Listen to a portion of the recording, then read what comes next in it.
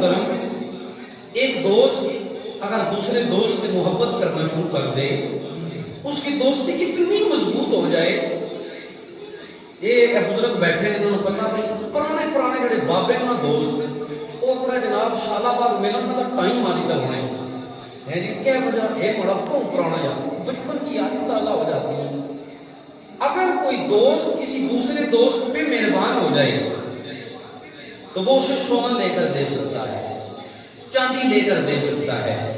گاڑی لے کر دے سکتا ہے، پیسہ دے سکتا ہے، کپڑے دے سکتا ہے، لیکن یاد رکھنا میری بات بڑی توجہ سے سنیں گے، چاہے امیر سے امیر ہو یا چاہے غریب سے غریب ہو،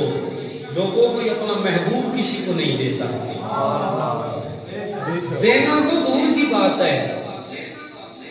اپنا جگری یار ہو نا، جگری یار، لیکن جب بات محبوب کی آئے دینا تو دور کی بات ہے، دکھانا بھی گوارا نہیں کرتا۔ اسد صاحب ایک ہندی شاعر ہے ہندو، لیکن اس نے لفظ بڑے کمال کہے ہیں۔ وہ عشق مزاجی کو دیکھتے ہوئے اس نے ایک شعر کہا، اس نے کہا تو جو نینوں میں آب سے تو میں نینا ڈہاں کروں گا، تو جو نینوں میں آب سے، تو جو نینوں میں آب سے تو میں نینا ڈہاں کروں، کہا نہ میں اور کو دیکھوں اور نہ تورے دیکھن لوں۔ جو شعر نہیں سنے اثر سنو، فرمایا وہ کہتا ہے ہندو لیکن عشق کی بات کرتا ہے، کہتا ہے تو جو نینوں میں آب سے تو میں نینا ڈہاں کروں، نہ میں پھر کسی اور کو دیکھوں اور نہ تورے دیکھن لوں۔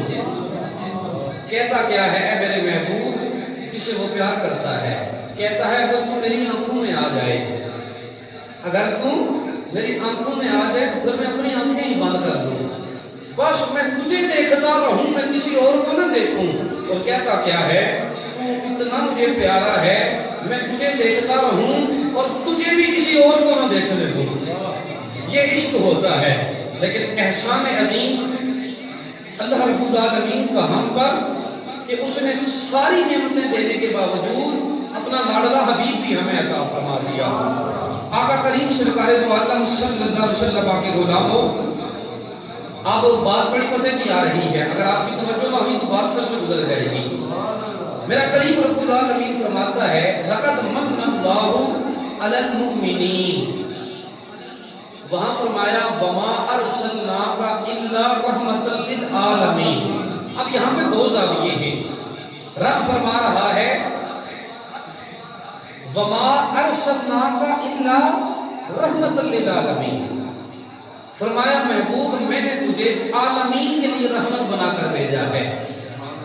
لیکن جب کہا نا میں نے احسان کیا تو رب نے یہ نہیں کہا لَقَدْ مَنَّ اللَّهُ عَلَى الْعَالَمِينَ، فرمایا لَقَدْ مَنَّ اللَّهُ عَلَى الْمُؤْمِنِينَ،